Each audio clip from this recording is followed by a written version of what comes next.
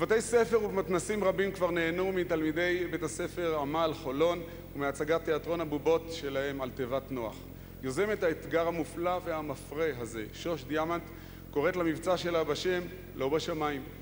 בואו לתיבה של נוח בזוגות לפי הדור. הפרויקט התחיל כשהגעתי לבית הספר כמדריכת מורות, ונפגשתי פתאום עם תלמידים מדהימים שיודעים להביע את רגשותיהם בצורה שאין בחברה.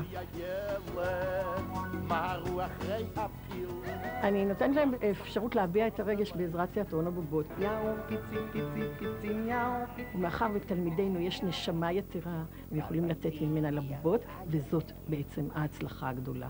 עושה לי כיף בלב. תיאטרון בובות נותן לי הרגשה של חרמימות.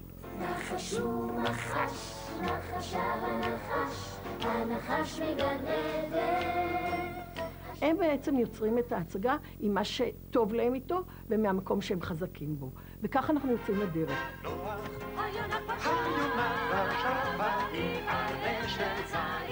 התגובות של הקהילה בהתחלה היו הפתעה, וואו, הם יכולים לעשות את זה. הם מגיעים למתנסים באושר גדול, מקבלים אותם בחיבוק, מבקשים מהם חתימות, רצים אחריהם ושואלים מתי נבוא עוד הפעם להצגה.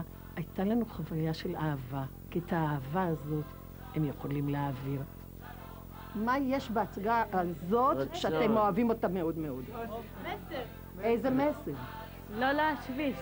כמו היונה שלו שהוא יצא לנוח.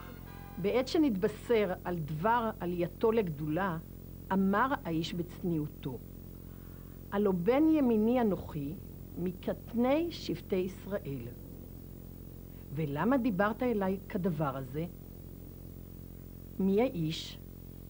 איזו ידיעה אחרת נמסרה לו באותו מעמד. חג עצמאות שמח!